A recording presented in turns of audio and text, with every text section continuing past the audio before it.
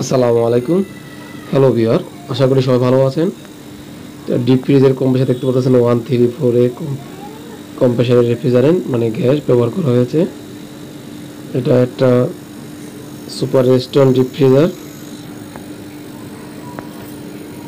সমস্যা হচ্ছে প্রেসার দিলে লিক পাওয়া যায় না। আমরা একটু কম্প্রেসারটা পাম্পিং চেক করে নিচ্ছি যে কম্প্রেসারের পাম্পিং ঠিক আছে কিনা।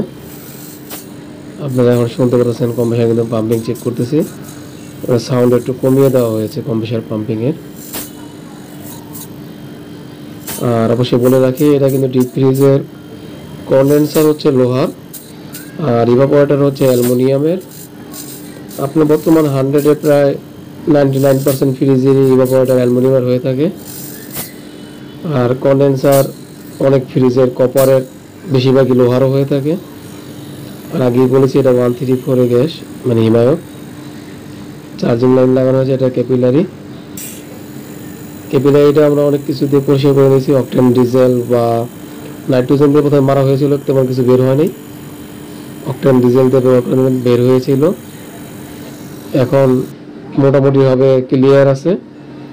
আর তারপরে আমরা যেটা করি সেটা হচ্ছে কন্ডেন্সার থেকে ময়লা আসে বারবার, তাই আমরা কন্ডেন্সারটা পরিবর্তন করে নেই। একটা কন্ডেন্সার লাগিয়ে দিয়ে আমরা 12 লেয়ারের 134 দিয়ে আশেপাশে দেখতে পারলেন যে 5 থেকে 6 PSI মতো আছে সাকশন প্রেশার। সাকশনে ঘামিয়ে গেছে। এটা কিন্তু লোলা গ্যাস করার জন্য না, প্রায় 2 ঘন্টা 2.5 ঘন্টা পরে সাকশন ঘামিয়ে গেছে। সাথে সাথে ঘামিয়ে গেলে আপনার কিন্তু অনেক সময় হিমায়ক বেশি হলে এরকম হতে পারে, সেই ক্ষেত্রে খেয়াল রাখবেন। আমি আগে বলছি এটা সুপার রেস্টুরেন্ট ডিপ ফ্রিজার। আমরা একটা অ্যানালগ মিটার লিখেছিলাম যেটা -10 দেখাচ্ছে, আর একটা হচ্ছে ডিজিটাল মিটার লাগিয়ে যেটা -13 দেখাচ্ছে, 13.5 আর কি। ডিপ ফ্রিজে আপনার টেম্পারেচার এরকম থাকে -14 -16। আর যেগুলো আইসক্রিম ডিপ ফ্রিজার এগুলো 20 উপর থাকে, 20 26 8 30 34 5 এরকম। সকলকে অনেক ধন্যবাদ, ভালো থাকবেন, আল্লাহ হাফেজ, আসসালামু আলাইকুম।